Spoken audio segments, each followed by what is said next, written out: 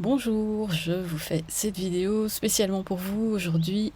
Si par exemple vous hésitez sur votre type de personnalité, si vous vous posez beaucoup de questions sur le fonctionnement de votre personnalité, si vous êtes un petit peu dans le flou avec par exemple le sujet des fonctions cognitives, si vous vous demandez s'il existe des liens possibles entre le MBTI et l'énéagramme par exemple, ou même si vous vous demandez si l'astrologie peut vraiment être utile pour mieux comprendre sa personnalité et comment ce serait possible de l'expliquer.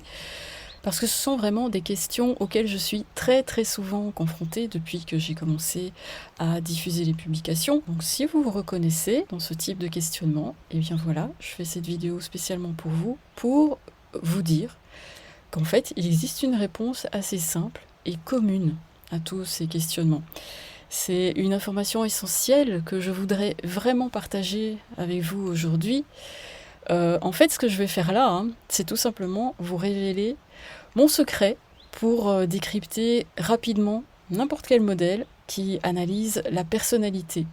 C'est vraiment la référence absolue que j'utilise depuis que j'ai commencé à publier sur la chaîne et sur le blog. C'est la base de tout en fait. Et quand vous comprenez ça, et bien voilà, vous devenez capable de comprendre réellement les fondements de la personnalité. Et donc ça, voilà, je vais tout vous expliquer dans un instant. Et justement, vous allez voir que grâce à cette information, vous allez pouvoir résoudre tous les types de questionnements que j'ai énoncés en début de cette vidéo. Alors, juste avant ça, si vous découvrez cette chaîne avec cette vidéo, je veux d'abord vous souhaiter la bienvenue. Moi, je m'appelle Fabienne, si vous ne me connaissez pas. Je suis ici depuis 2018 pour aider les gens à mieux comprendre leur personnalité. D'ailleurs, je vous invite à vous abonner si ce n'est pas encore fait pour avoir accès à toutes les vidéos qui vous aident à mieux comprendre votre personnalité. Et n'oubliez pas de cliquer sur la cloche au passage, sinon YouTube ne vous informe pas de la publication des nouvelles vidéos. Et puis, autre chose, si vous voulez vraiment explorer toutes les facettes de votre personnalité, il y a encore mieux à faire, c'est vous abonner à la lettre que j'envoie qui s'appelle Moi Mosaïque et que vous recevez directement dans votre boîte. Parce que là, vous allez découvrir que votre personnalité est comme une mosaïque et que petit bout par petit bout, vous allez pouvoir en apprendre de plus en plus sur votre personnalité. Donc je vous laisse découvrir ça avec un lien qui se trouve en commentaire et en description pour vous abonner donc à cette lettre qui s'appelle Moi Mosaïque. Et puis si vous faites partie des fidèles, je vous remercie d'être ici après cette année de pause. Merci beaucoup. Allez, on va plonger au cœur du sujet maintenant avec un grand principe universel qui est le suivant. Lorsque vous voulez comprendre un sujet en profondeur, en l'occurrence ici votre personnalité, ou encore la personnalité des autres, ou bien le fonctionnement de la personnalité en général, et lorsque vous voulez réussir à créer des liens entre les différents modèles, à connecter les points, à trouver des corrélations entre les différents modèles, comme par exemple l'énéagramme et le MBTI, ou bien l'astrologie et le MBTI, là il y a vraiment un principe incontournable qui va vous permettre de faire tout ça, c'est de trouver la base commune, de trouver les concepts fondamentaux qui sont communs à tous les modèles, qu'on peut retrouver derrière tout ça, et qui vont vous fournir toutes les explications nécessaires pour comprendre réellement l'essence du modèle et aussi votre personnalité. En fait, le principe ici, ça va être de trouver, en quelque sorte, le plus petit dénominateur commun, si vous voulez. Et ce plus petit dénominateur commun, celui qui nous relie toutes et tous, c'est notre fonctionnement biologique. Par exemple, pour ce qui est de la personnalité, on est tous tributaires de notre sensibilité aux neurotransmetteurs et aux hormones. Alors, ce domaine de compétences qui étudie les liens entre fonctionnement biologique et personnalité, ça porte un nom, ça s'appelle la psychobiologie. Ici, avec la psychobiologie, on a ce qui se fait maintenant en fait, ce qui est en phase avec notre époque et avec les technologies disponibles. Et l'un des acteurs clés de ce courant s'appelle Robert Cloninger, qui est un psychologue généticien. Et c'est chez lui qu'on va aller chercher les réponses dont on a besoin. Et vous allez voir, il a déjà mâché une bonne partie du travail. Robert Cloninger a défini 7 traits de personnalité pas au hasard, ni en partant, par exemple, d'une hypothèse lexicale, comme c'est le cas avec le Big Five, hein. Non, il a fait ça avec des tests cliniques, hein. Alors, je vais vous citer les 7 traits de Cloninger. On a la recherche de la nouveauté, il y en a certains qui sont déjà assez parlants de par leur nom, hein, la recherche de la nouveauté, l'évitement du danger, la dépendance à la récompense, la persistance, l'autodétermination, la coopération et la transcendance. Et maintenant, je vais vous montrer comment vous pouvez utiliser les 7 traits de Cloninger pour mieux comprendre votre personnalité, mais aussi pour décrypter n'importe quel modèle d'analyse de la personnalité. Alors, un tout petit mot quand même avant ça, c'est pour vous rappeler que votre engagement sur les publications est très important, hein, pour que l'algorithme de YouTube s'y intéresse. Donc oui, un like, c'est toujours appréciable, et aussi, et surtout, vos commentaires, vos partages. Et puis, si vous souhaitez manifester, disons, un soutien un petit peu plus prononcé, vous pouvez aussi utiliser la fonctionnalité mise à disposition par YouTube, qui vous permet, si vous le souhaitez, hein, de faire un petit don de quelques euros. Ici, ça s'appelle... je ne sais plus comment, parce que YouTube en fait s'amuse à changer tout le temps le nom et même l'emplacement de cette fonctionnalité. Au début, voilà, oui, ça a changé de nom. Donc je ne sais plus comment ça s'appelle. Mais vous allez le trouver dans les 3 petits points du menu à côté des pouces. Là, il y a 3 petits points. Vous cliquez là, puis vous voyez, je crois que c'est un cœur. Vous allez voir tout de suite, vous allez trouver. Mais en tout cas, ça c'est pour l'ordinateur. Sur le mobile, je ne sais pas du tout où ça se situe. Donc bon. Mais voilà, ce genre d'action, évidemment, vous vous en doutez, c'est ce qui aide vraiment les créateurs à rester motivés pour continuer ce qu'ils font. Donc merci beaucoup. Allez, on va revenir aux 7 traits et je vais tout de suite vous donner un exemple pour vous montrer comment vous pouvez utiliser cette matière de base pour vraiment passer un nouveau cap dans la compréhension des personnalités. Et je vais faire ça en vous montrant mes petits schémas, comme ça je pense que ça sera un petit peu plus agréable et facile à suivre. Voilà, donc ici je vais vous proposer un exemple avec le premier trait de Cloninger, qui est donc la recherche de nouveautés.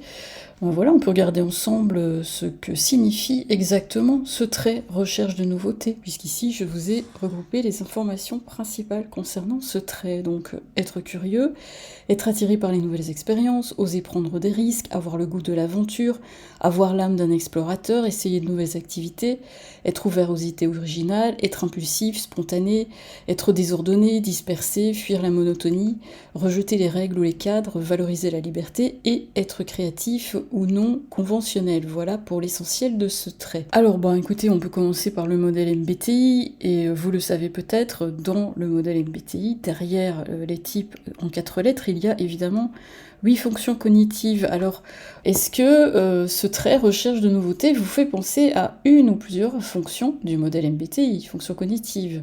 Est-ce qu'il y a quelque chose qui vous vient spontanément? Je vous laisse pas trop longtemps attendre, hein, je vais vous montrer. Voilà. On a donc la sensation extravertie, vouloir vivre sans cesse de nouvelles expériences. Intuition extravertie, vouloir découvrir et générer sans cesse de nouvelles idées. On trouve ici les nouvelles expériences, les risques, évidemment, prendre des risques, c'est vraiment typique de la sensation extravertie aussi. Le goût de l'aventure aussi, l'âme d'un explorateur, on peut penser aussi à l'intuition extravertie avec la recherche de nouvelles idées, hein, les idées originales, voilà, l'intuition extravertie. L'impulsivité, forcément, on va retrouver beaucoup aussi chez la sensation extravertie. La dispersion, oui, aussi beaucoup chez l'intuition extravertie, tout comme le fait d'être créatif ou non conventionnel ici. Et puis voilà, fuir la monotonie, rejeter les règles, les cadres, valoriser la liberté, on trouve ça vraiment chez les deux. Alors voilà, je vous ai donné quelques exemples, mais évidemment on pourrait encore en parler longtemps, mais là je vais maintenant passer à un autre modèle qui est celui de l'énéagramme. Et là, même question, est-ce que la recherche de nouveautés ici, est-ce que ça vous inspire à connecter ça avec un ou plusieurs énéatypes? Voilà, je vous laisse une petite seconde pour participer au petit jeu là que je vous propose, et puis de mon côté, je vais aller vous chercher les réponses. Ici, on va avoir l'énéatype 7, qu'on voit associé à la recherche de plaisir, de variété, d'aventure, de liberté. Voilà, le besoin de variété ici, voilà, être attiré par de nouvelles expériences, le goût de l'aventure, on retrouve ça, la liberté, on la retrouve aussi. Vous voyez, on est vraiment dans les mêmes énergies, hein, ici. Et puis le deuxième énéatype, que vous pouvez associer à ce trait de la recherche de nouveauté, c'est celui-ci. Vous aviez deviné, c'est l'énéatype 8. L'action, la compétition, l'impulsivité, la débrouillardise. Vous voyez, vous pouvez aussi faire maintenant des liens ici avec la sensation extravertie et l'énéatype 8 aussi, parce qu'avec ce besoin d'action, c'est ce besoin de vivre de nouvelles expériences, on est vraiment dans les mêmes idées aussi. Alors, les liens suivants que je vais créer, ça va se passer dans le monde de l'astrologie, et là, on va passer... Donc, comme vous le savez, avec l'astrologie, on est dans un univers symbolique, et je vous propose d'explorer le symbolisme de quelques planètes qu'on peut également associer ici au trait recherche de nouveautés. Alors voilà, si vous êtes déjà un petit peu familiarisé avec l'univers de l'astrologie, cherchez si des idées vous viennent, comme ça, concernant l'une ou l'autre planète.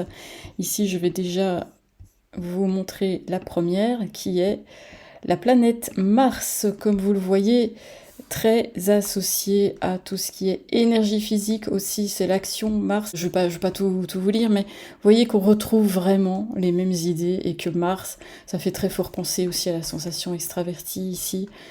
Oui, à l'énéatype 8, vous voyez, on retrouve de toute façon les mêmes notions de base. Et je continue parce que c'est pas tout, il y a aussi la planète Mercure. Et ici, on va être plutôt dans le monde mental, donc avec la vivacité d'esprit, la curiosité. C'est toujours aussi, avoir envie de découvrir de nouvelles choses avec Mercure. Ici, on était plus dans l'énergie physique, ici, on est plus dans le mental. Je continue pour pas la faire trop longue avec la planète Jupiter. Ici, on a un besoin d'exploration, d'apprendre, de découvrir toujours de nouvelles choses. Vous pouvez relier ça ici, par exemple, à l'intuition extravertie. L'optimisme et l'enthousiasme, on relie ça aussi généralement à l'intuition extravertie. Ici, l'optimisme et l'enthousiasme, c'est des choses qu'on retrouve chez l'énéatype 7, par exemple. Et puis, il reste une planète qu'on peut encore associer à ce trait de recherche de nouveauté. Je vais un petit peu bouger pour faire de la place, voilà. C'est la planète Uranus, avec cette originalité, liberté, besoin de liberté ici, de nouveauté, l'avant-gardisme, parfois un peu le chaos justement, avec la rapidité des changements, ça qui part dans tous les sens. Ça rejoint aussi très fort l'intuition extravertie, la planète Uranus. Bref, vous voyez l'idée ici, c'est vraiment de partir d'un trait de base du fonctionnement humain. Vous partez de cette substance, de cette essence, et vous essayez, de la relier à des éléments, à des caractéristiques extraites de certains modèles d'analyse de la personnalité, comme je viens de le faire ici, avec le MBTI, avec l'énéagramme, avec l'astrologie et avec ce que vous voulez. Puisque de toute façon, ici, vous avez l'un des traits fondamentaux que vous allez de toute façon retrouver dans n'importe quel modèle, parce que c'est tout simplement quelque chose qui fait partie du fonctionnement humain, c'est universel. C'est juste que vous allez le retrouver sous des noms différents dans les différents modèles. Parfois avec des mots un peu plus, de vocabulaire un peu plus théorique, et parfois avec des images en fait, du symbolisme. Donc après ça à vous de choisir ce que vous préférez, mais je veux juste vous faire prendre conscience qu'ici le principe est toujours le même. On part d'une base commune et on fait les liens. Voilà pour cet exemple. Voilà, et vous allez vraiment pouvoir faire la même chose avec chaque trait. Et comme je vous le disais, avec les 7 traits de Cloninger, vous avez déjà une bonne partie de la matière fondamentale qui va vous permettre de traduire en quelque sorte n'importe quel modèle ou principe lié à la personnalité. Donc ici, oui, j'ai voulu vous montrer les coulisses de mon travail et ce que j'utilise pour fonder ma compréhension des personnalités sur une base fiable. Mais évidemment, il y a encore d'autres informations dont vous devez absolument tenir compte. Sachez par exemple que pour couvrir l'ensemble des fonctionnements de la personnalité, il y a encore 3 traits à ajouter quand même, qui ne font pas partie de la théorie de Cloninger. Après 5 années d'expérience, d'accompagnement et d'interaction avec plusieurs centaines de personnes, j'ai trouvé les 3 traits qui étaient nécessaires pour compléter cette approche qui va vous permettre de comprendre vraiment l'ensemble du fonctionnement de la personnalité et, comme je le disais, de décrypter n'importe quel modèle. Et la deuxième chose à savoir, c'est qu'il va falloir aussi respecter un grand principe absolument fondamental quand on veut comprendre la personnalité. Et tout ça, je veux vous dire, voilà, c'est aussi une nouvelle que je veux vous annoncer, que je l'ai vraiment synthétisé dans un guide qui est maintenant disponible. Vous pouvez vous le procurer, il est disponible à la vente si ça vous intéresse. En fait, ça, c'est le résultat de 5 années de recherche et d'expérience qui font que je peux maintenant vous proposer aujourd'hui un outil pratique, condensé, illustré, vulgarisé et qui va vous montrer précisément comment décrypter n'importe quel modèle d'analyse de la personnalité et donc à mieux comprendre votre personnalité. Vous n'avez même plus besoin de faire le travail par vous-même, je l'ai fait pour vous. Je vous montre pour chacun des 7 traits de Cloninger ainsi que pour les 3 traits qui ont été ajoutés, pour avoir quelque chose de complet, à quelle fonction cognitive du MBTI ça correspond, à quel énéatype ça correspond, et à quel archétype de l'astrologie ça correspond. Alors évidemment, vous allez y trouver bien plus que ce que je viens de vous dire. D'ailleurs, vous allez voir avec le lien que je vous donne en commentaire en description, vous allez trouver tout le sommaire, tout le contenu, il y a un tas de choses. En fait, je vous livre ici, avec ce guide, la quintessence de mon travail. Oui. J'ai d'ailleurs décidé de créer une collection spéciale pour ça que j'ai appelée les coffres au trésor. Parce que le but, ça va être avec cette collection de vous fournir ce que j'appelle des petites pépites introuvables ailleurs. Alors, si vous êtes vraiment concerné par les questions liées à la personnalité, je ne peux que vous inviter vivement à sauter sur l'occasion. Et donc, comme je le disais, pour vous procurer le guide, s'il vous intéresse, suivez tout simplement le lien que j'ai laissé en commentaire et en description. En plus de l'immense intérêt qu'il peut représenter dans votre quête de connaissance de soi, c'est encore une excellente façon de me témoigner votre soutien et vos encouragements à poursuivre mes publications. Et si ce guide ne vous concerne pas, ne vous inquiétez pas, il n'y a jamais aucune obligation d'achat, juste des propositions. Et quoi que vous décidiez, c'est OK pour moi et vous pourrez toujours accéder à tout le contenu gratuit que je mets à votre disposition. Par exemple, comme je disais, la lettre Moi Mosaïque que vous recevez dans votre boîte et qui vous permet d'explorer toutes les facettes de votre personnalité. Donc là aussi, vous trouvez le lien en commentaire, en description. Et voilà, je vous dis merci et bravo d'avoir regardé cette vidéo jusqu'au bout, sur un sujet qui n'est peut-être pas aussi sexy que si j'avais indiqué quelque chose autour des INFJ ou des INFP par exemple, mais là, comme je vous le disais, vous êtes vraiment au cœur de la matière de base, et ça, c'est ce qui va vraiment vous faire prendre énormément d'avance pour tout ce qui touche à la thématique de la personnalité. Donc, bien joué, continuez comme ça, et puis on se revoit bientôt, ici ou là-bas. À bientôt.